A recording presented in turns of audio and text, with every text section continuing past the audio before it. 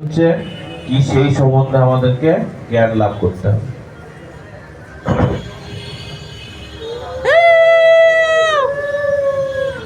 ঠিক আছে, তো এই জগতে আসার মূল উদ্দেশ্য হচ্ছে কি কেউ জানেন? এই জগতে কেন এসেছি আমরা? হ্যাঁ, ইকোটা কমা। এই জগতে কেন এসেছি তো বলতে পারবেন যে এই জগতে কেন এসেছি আমরা?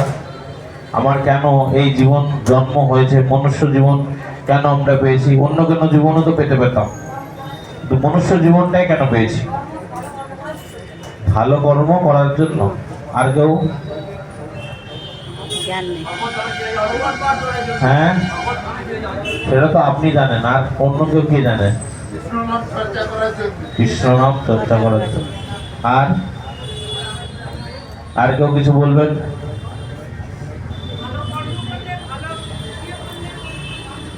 ভালো কর্ম করলে ভালো ফল লাভ হবে, সেই জন্য। হ্যাঁ,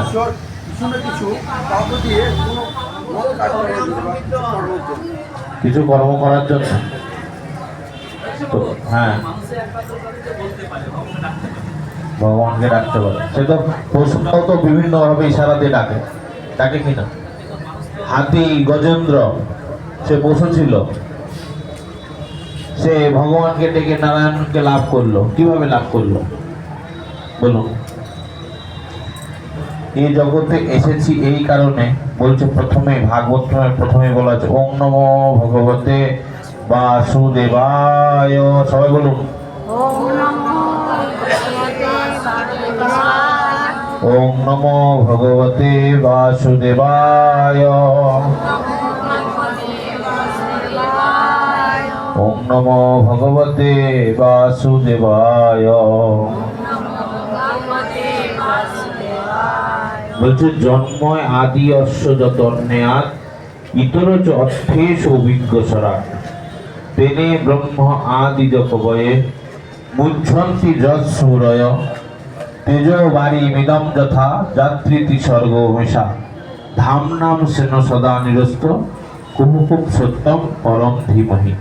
বলছে এই জগতে আমাদের জন্ম হওয়ার মূল উদ্দেশ্য হচ্ছে যে এই যে আদি আমরা প্রথম মানুষ জীবনটা কি করে পেলাম, এই বিশ্ব ব্রহ্মাণ্ড কিভাবে তৈরি হয়েছে, এই জগৎ সংসার কিভাবে তৈরি হয়েছে, কোনো কিছুই কোনো কারণ ছাড়া কিছু হয় না।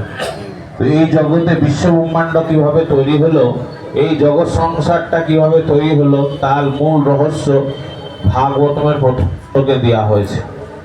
এই জগতে আমরা কেন এসেছি? কয়জন কৃষ্ণের অষ্টদল শত নাম পাঠ করে